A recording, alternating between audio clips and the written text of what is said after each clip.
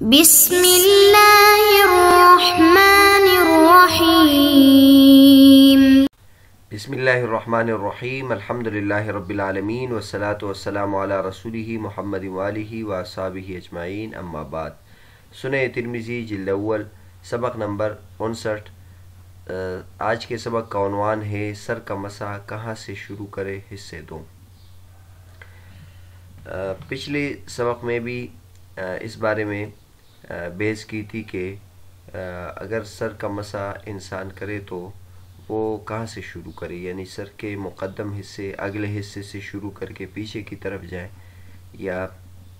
پیچھے کی طرف سے شروع کر کے آخر کی طرف آئے۔ تو اس بارے میں جو امام ترمذی رحمۃ اللہ علیہ نے باب قائم کیا تھا، اور پہلا باب انہوں نے اس بارے میں قائم کیا تھا کہ وہ حدیث جس میں اس بات کا تذکرہ ہے کہ شروع سے شروع کر کے آخر تک لے جائے، اور دوسرے باب میں وہ حدیث ذکر کی تھی کہ اس میں مؤخر الراس سے شروع کر کے آگے کی طرف لائے۔ مقدم سے شروع کرنے کی جو حدیث تھی وہ عبداللہ بن زید رضی اللہ تعالیٰ عنہ کی ہے، اور مؤخر سے شروع کرنے کی جو حدیث ہے وہ ربیع بنت معوذ بن عفراء رضی اللہ عنہ کی حدیث ہے۔ امام ترمذی رحمۃ اللہ علیہ نے پہلی حدیث کو راجح قرار دیا ہے، اور جو دوسری حدیث ہے خود ہی اس کے بارے میں بتایا ہے کہ یہ اس کی جو سند ہے وہ پہلے کے بنسبت کمزور ہے۔ تو یہ سب باتیں پچھلے سبق میں آپ کے سامنے ذکر کی تھی۔ آج کے سبق میں ہم اس میں جو فقہاء کا مسلک ہے وہ آپ کے سامنے ذکر کرتے ہیں۔ خود امام ترمذی رحمۃ اللہ علیہ نے بھی مسلک فقہاء کرام کا مسلک ذکر کیا ہے، چنانچہ پہلے مسلک کے تحت لکھتے ہیں کہ امام شافعی اور امام احمد اور امام اسحاق رحمۃ اللہ علیہ اس کے قائل ہیں، اور دوسرے مسلک کے بارے میں لکھا ہے کہ امام وکیع رحمۃ اللہ علیہ اس کے قائل ہیں۔ تو ہم تفصیل سے تھوڑے سے مسالک ذکر کرتے ہیں۔ الاوسط لابن المنذر اس میں مسالک کا اور فقہاء کے مذاہب کے نقل کرنے کا بہت اہتمام کیا ہے۔ تو اس میں وہ فرماتے ہیں وقد اختلف اہل العلم فی صفت مسح الرأس فکان مالک والشافعی واحمد یقولون بحدیث عبداللہ بن زید وکان ابن عمر یمسح رأسه مرة واحدة ویضع یده على وسط رأسه ثم یمسح الى مقدم رأسه۔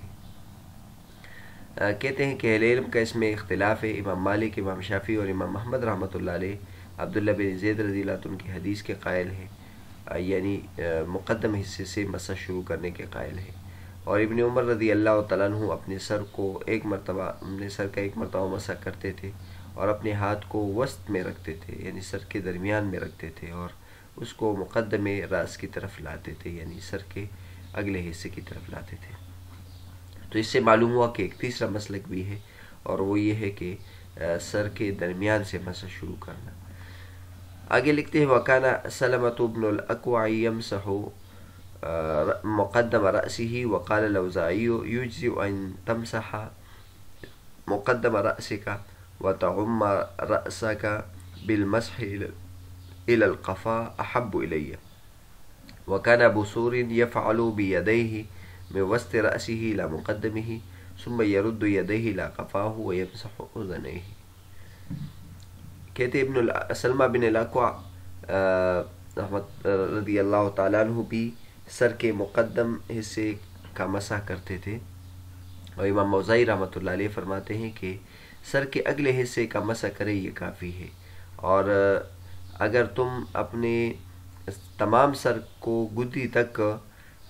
مسح کرو تو یہ مجھے زیادہ پسند ہے۔ اور ابو سور رحمۃ اللہ علیہ دونوں ہاتھوں سے سر کے درمیان حصے کا مسح کرتے تھے اور شروع کی طرف لے آتے تھے، اور پھر اپنے دونوں ہاتھوں کو گدی کی طرف لے جاتے تھے اور اپنے کانوں کا مسح بھی کرتے تھے۔ تو بہرحال اس میں ایک تو یہ بات بھی انہوں نے کی ہے کہ سلمہ بن الاکوع رضی اللہ تعالیٰ عنہ وہ کہتے ہیں کہ سر کے مقدم حصے کا مسح کرنا ہے، اور امام اوزاعی رحمۃ اللہ فرماتے ہیں کہ مقدم حصے کا مسح کرنا کافی ہو جاتا ہے، لیکن اگر پورے سر کا مسح کرے تو یہ زیادہ بہتر ہے۔ یہ تھوڑا سا مختلف مسئلہ ہے، اس کے بارے میں آگے آ جائے گا کہ جو مسح ہے سر کا یہ کتنے حصے کا کافی ہے۔ اور ابو ثور رحمۃ اللہ علیہ کا مسلک بھی انہوں نے یہ نقل کیا ہے کہ وہ بھی درمیان حصے سے مسح کے شروع کرنے کے قائل ہیں۔ تو گویا ہمارے پاس دو نصوص ایسے آ گئے جو درمیان سے مسح کرنے کے قائل ہے۔ ابن عمر رضی اللہ تعالیٰ عنہ سے بھی ایک منقول ہے اور ایک ابو ثور رحمۃ اللہ علیہ سے۔ اور ایک تیسرا نص ہمارے پاس ہے کہ امام احمد رحمۃ اللہ علیہ سے پوچھا گیا کہ عورت کیسے مسح کرے، تو امام احمد رحمۃ اللہ نے فرمایا کہ انہوں نے اپنے ہاتھ کو اپنے سر کے درمیان میں رکھا اور اس کو مقدم کی طرف لے کر گئے، اور پھر ہاتھ کو اٹھایا اور جہاں سے شروع کیا تھا وہاں رکھا اور وہاں سے پھر پیچھے کی طرف لے کر گئے۔ تو اس میں امام احمد رحمۃ اللہ علیہ نے عورت کے مسح کا یہ طریقہ بتایا ہے۔ تو بہرحال یہ مسلک آپ کے سامنے آ گئے۔ جمہور اہل علم کو اگر ہم دیکھیں تو وہ مقدم راس سے شروع کرنے کے قائل ہے۔ امام وکیع رحمۃ اللہ علیہ وہ مؤخر راس سے شروع کرنے کے قائل ہے، اور بعض ایسے حضرات جو درمیان سے شروع کرنے کے قائل ہیں۔ دلائل کی طرف اگر ہم دیکھیں تو جو حضرات مقدم راس سے شروع کرنے کے قائل ہیں وہ عبداللہ بن زید رضی اللہ عنہ کی حدیث کے قائل ہے کہ آپ نے اس میں دیکھا ہوگا بدأ بمقدم رأسه ثم ذهب بهما إلى قفاه ثم ردهما حتى رجع إلى المكان الذي بدأ منه ثم غسل رجليه۔ یہ جمہور اہل علم کا، اور اس کے بارے میں آپ نے ملاحظہ بھی کیا کہ سند کے لحاظ سے سب سے زیادہ اچھی سند ہے، سب سے زیادہ اجود ہے۔ جو حضرات کہتے ہیں مؤخر راس سے شروع کرنا چاہیے ان کی دلیل حدیث معوض ہے۔ تو حدیث معوض اگر آپ دیکھ لیں ربیع بنت معوض بن عفرا کہ نبی صلی اللہ علیہ وسلم نے مؤخر راس سے ابتدا کی تھی اور مقدم میں لے گئے تھے، تو اس حدیث سے وہ حضرات استدلال کرتے ہیں۔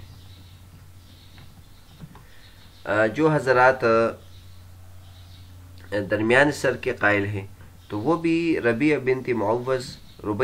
معوض بن عفرا رضی اللہ عنہ کی حدیث کے ایک طرق سے استدلال کرتے ہیں، ایک طریق سے استدلال کرتے ہیں کہ رسول اللہ صلی اللہ علیہ وسلم نے وضو کیا اور اپنے تمام سر کا مسح کیا من قرن الشعر، سر کے درمیان کے سے شروع کر کے، کل ناحیت لمنصب الشعر لا يحرك الشعر عن هيئته۔ یہ سنن نبی داؤد میں ہے۔ اس میں یہ ہے کہ حضور صلی اللہ علیہ وسلم نے قرن الشعر سے ابتدا کی تھی اور پورے سر کا مسح کیا تھا۔ تو جمہور اہل علم اس کا جواب یہ دیتے ہیں کہ حدیث ربیع جو ہے یہ مسترب ہے۔ آپ نے دیکھا حدیث ربیع میں اگر ہم دیکھیں حدیث ربیع بنت معوض بن عفرا، تو اس میں ہم دیکھ لیں کہ تو اس میں یہ ہے کہ درمیان سے شروع کرنا ہے، اور جو امام ترمذی رحمۃ اللہ علیہ حدیث ذکر کی اس میں یہ ہے کہ مؤخر الراس سے شروع کیا، اور پھر اس میں مزید دیکھ لے تو اس میں مسح براسی مرتین ہے۔ آگے امام ترمذی رحمۃ اللہ علیہ اگلے باب میں حدیث یہی حدیث ربیع بنت معوض بن عفرا کی ذکر کریں گے، اس میں مسح براسی مرتن ہے۔ تو ان سب سے معلوم ہوتا ہے کہ حدیث ربیع جو ہے یہ مسترب ہے، بلکہ بعض حضرات نے کہا ہے کہ یہ 6 طریقوں سے منقول ہے۔ تو اضطراب کی وجہ سے بھی اس میں ایک تو ضعف آ گیا، دوسرا یہ ہے کہ اس میں جو راوی ہے عبداللہ بن محمد بن عقیل یہ ضعیف ہے، یہ ابو داؤد کی سند میں بھی یہ راوی ہے، اور یہاں بھی جو امام ترمذی رحمۃ اللہ علیہ کی سند ہے عبداللہ بن محمد بن عقیل، اس میں بھی یہ راوی ہے، اور اس راوی کے بارے میں پیچھے ہم نے بیان کیا کہ عبداللہ بن محمد بن عقیل بن ابی طالب یہ صدوق ہے، فی حدیثہ لین یا لین، اور یقال تغیر بأخرت، تو لہٰذا یہ تو ضعیف ہے اور سند مسترب بھی ہے۔ ہم اگر اس کو دیکھ لیں شعیب النعود کی تحقیق میں بھی انہوں نے یہ بات کی، اسنادہ ضعیف بہذا السیاق، عبداللہ بن محمد بن عقیل لیس بالقوی عندهم وهو انما يقبل حدیثه في المتابعات والشواهد وقد اضطرب في متنه وهو ها هنا قد خالف حدیث الثقات في موضعین۔ یہاں انہوں نے ثقات کی مخالفت بھی کی ہے، یعنی راوی بھی ضعیف ہے، متن بھی مضطرب ہے، اور ثقات کی مخالفت بھی کی۔ سیاق کی مخالفت ایک تو بدأ بمؤخر رأسہ میں انہوں نے عبداللہ بن زید رضی اللہ عنہ کی حدیث کی مخالفت کی کہ جس میں بدأ بمقدم رأسہ، اور جو عبداللہ بن زید رضی اللہ عنہ کی حدیث ہے یہ صحیحین میں ہے۔ دوسری بات جو ہے مسح برأسہ مرتین ہے، انہوں نے یعنی عبداللہ بن محمد بن عقیل کی سند میں اس میں مسح برأسہ مرتین ہے، اور آگے جو حدیث آ جائے گی اس میں مسح برأسہ مرتن ہے، اور وہی اصح ہے۔ مذاہب کے جو مذاہب ہے اور اس کے دلائل ہیں وہ آپ کے سامنے گزر چکے ہیں۔ آخر میں ہم یہ معرف سنن سے علامہ محمد یوسف بنوری رحمۃ اللہ نے بعض فوائد ذکر کیے، وہ آپ کے سامنے ذکر کرتے ہیں۔ آپ حضرات کو معلوم ہوئے کہ منیت المصلی میں مسح کا ایک خاص طریقہ بتایا گیا ہے، وہ یہ ہے کہ جب، اور بعض یعنی احناف اس پر عمل بھی کرتے ہیں، اس کا طریقہ یہ ہے کہ جب آدمی مسح کرے تو ہاتھ کی جو انگلیاں ہیں وہ مقدم راس میں رکھ دیتے ہیں، اور جو ہتھیلیاں ہیں وہ بھی نیچے نہیں لگنے دیتے، اور جو بڑی انگلی ہے اور تشہد کی انگلی ہے اس کو بھی اٹھا کر رکھتے ہیں، یعنی صرف 3 انگلیوں سے سر کے درمیان حصے کا مسح کرتے ہیں، اس کو پیچھے کی طرف لے جاتے ہیں، اور پھر ہتھیلی سے طرفین کا مسح کرتے ہیں، ہتھیلی کو واپس لاتے ہیں اور اس سے طرفین کا مسح کرتے ہیں، اور پھر جو 2 انگلیاں انہوں نے اٹھا کر رکھی ہے اس کے ذریعے سے پھر وہ کانوں کا مسح کرتے ہیں۔ تو منیت المصلی میں یہ طریقہ نقل کیا گیا ہے، لیکن اگر کوئی اس طریقے پر عمل کرے تو پورے سر کا مسح تو ہو جائے گا اور سنت بھی ادا ہو جائے گی، لیکن یہ ذہن میں رہے کہ یہ طریقہ حدیث میں منقول نہیں ہے، یعنی بینی ہی یہی طریقہ حدیث میں آیا ہے کہ مثلا 3 انگلیوں کو سر کے درمیان میں رکھے، اور پھر جو ہتھیلی ہے اس سے اطراف کا مسح کرے، اور 2 انگلیوں سے، ٹھیک ہے 2 انگلیوں سے مسح کرنا ہے لیکن ان 2 انگلیوں کو اٹھا کے رکھنا اور اس کو مسح کے لیے باقی رکھنا، یہ جو بات ہے یہ حدیث میں نہیں آیا ہے۔ حدیث میں تو یہی آیا ہے کہ سر کو، دونوں ہاتھوں کو مقدم راس میں رکھ کر اسے پیچھے کی طرف لے جائے اور انہی کو واپس لے کر آئے۔ تو اس وجہ سے ابن حمام رحمۃ اللہ نے فتح القدیر میں اس پر اعتراض کیا ہے بأنه لا اصل له من السنة لأن الاستعمال لا يثبت قبل الانفصال، اور اس کی وجہ انہوں نے یہ بیان کی ہے کہ جو منیت المصلی والے ہیں وہ یہ سمجھ رہے ہیں کہ جب اس نے یہ ہاتھ مقدم راس سے رکھ دیے، یہ دونوں انگلیاں رکھ دیے، ہتھیلی بھی رکھ دی، تو وہ تو استعمال ہو گیا، تو پھر اس کو واپس ہی پہ کیسے استعمال کر سکتے ہیں؟ تو اس کا جواب انہوں نے دیا کہ جب تک انہوں نے اس کو اٹھایا نہیں ہے تو اس وقت تک یہ استعمال مکمل نہیں ہوا، لہٰذا دونوں ہاتھوں کو اگر شروع سے رکھ کے پہلے پیچھے کی طرف لے آئے اور واپس لے آئے تو دونوں جگہوں میں استعمال ثابت ہو جائے گا۔ اور خود حنفیہ کا مسلک یہ ہے کہ جو کان ہے یہ سر میں شمار ہوتے ہیں، تو لہٰذا ایک تری سے دونوں کا مسح کر سکتے ہیں، اور اس کی وجہ جو ہے وہ یہ ہے کہ نبی کریم صلی اللہ علیہ وسلم سے جن حضرات نے وضو کا طریقہ نقل کیا ان میں سے کسی نے بھی مسح کا یہ طریقہ ان کی منقول نہیں ہے، اور اگر یہ طریقہ نبی کریم صلی اللہ علیہ وسلم سے ثابت ہوتا تو وہ حضرات اس پر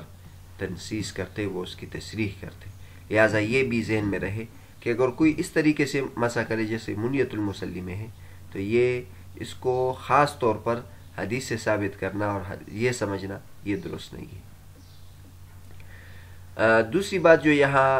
ضروری ہے وہ یہ ہے کہ حدیث شریف میں آتا ہے فَأَقْبَلَ بِهِمَا وَأَدْبَرَ، تو اب اگر اس کو دیکھ لے یہ اقبال اور ادبار، تو جن حضرات نے مسح کو 2 مرتبہ سمجھا ہے تو اس نے اس سے استدلال کیا ہے کہ حضور صلی اللہ علیہ وسلم نے 1 مرتبہ پیچھے لے گئے اور 1 مرتبہ پھر واپس لائے، حالانکہ یہ 1 مرتبہ مسح ہے، اس سے مقصود صرف پورے سر کو گھیرنا ہے، لیکن بعض راوی اس سے سمجھے کہ یہ 2 مرتبہ مسح ہے، لہٰذا اس کی تعبیر انہوں نے 2 مسح سے کی۔ یہ ایک نکتے کی بات ہے۔ تیسری بات اس میں یہ ہے کہ یہاں ہم بار بار کہتے ہیں کہ پہلے اقبال کرے پھر اعتبار کرے، تو اب ہم اگر اس کو لغت کے اعتبار سے دیکھ لیں تو لغت کے اعتبار سے جس کو ہم اقبال کہہ رہے ہیں وہ تو اعتبار ہے، اور جس کو ہم اعتبار کہہ رہے ہیں وہ اقبال ہے۔ اس طرح کہ اقبال تو اس کو کہتے آگے آنا، یعنی پیچھے کی طرف ہاتھ رکھ کر آگے کی طرف آنا، اور اعتبار اس کو کہتے کہ ہاتھوں کو سر کے شروع میں رکھ کر پیچھے کی طرف لے جانا۔ لیکن یہاں حدیث میں ہم اقبال کا یہ معنی بیان نہیں کرتے، یہاں اقبال کا مطلب یہ ہوتا ہے کہ شروع سے لے کر آخر تک لے جانا، یعنی آگے کے حصے سے پیچھے کی طرف لانا، اور اعتبار کا مطلب یہ ہوتا ہے کہ پیچھے کی طرف سے لے کر آخر کی طرف آنا۔ تو لہٰذا یہ بھی ذہن میں رہے کہ لغت میں اقبال کا مطلب آگے آنے کو کہتے ہیں، اور ادبر کا معنی پیچھے جانے کو کہتے ہیں۔ لیکن یہاں حدیث میں جب ہم اقبال کی بات کرتے ہیں تو اس کا مطلب یہ ہے کہ آگے کی طرف سے پیچھے جانا، اور اس کی وجہ یہ ہے کہ خود اس حدیث میں اس کی تشریح منقول ہے، فاقبل بہما وادبرا، اور اقبل کی تشریح خود مقبول ہے، بدا بمقدم راسه ثم ذهب بهما الى قفاه ثم ردهما حتى رجع الى المكان الذي بدا منه۔ تو معلوم ہوا کہ یہاں ادبار کا وہ والا معنی ہے جو اقبال کا ہے، اور اقبال کا وہ والا معنی جو ادبار کا ہے۔ اور اس کا ایک جواب یہ بھی ہے کہ یہ جو اقبال و ادبار ہے یہ امور اضافیہ میں سے بھی ہے، یعنی جو اقبال ہے اس کو ہم ادبار بھی کہہ سکتے ہیں، اور جو ادبار ہے اس کو ہم اقبال بھی کہہ سکتے ہیں، کیونکہ دو رخ ہوتے ہیں، تو ایک اعتبار سے وہ ادبار ہو گئے، دوسرے کی طرف سے وہ اقبال ہو گئے، تو یہ امور اضافیہ میں سے ہے، لہٰذا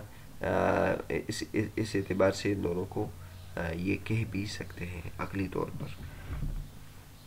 بہرحال آج کا جو ہمارا سبق تھا وہ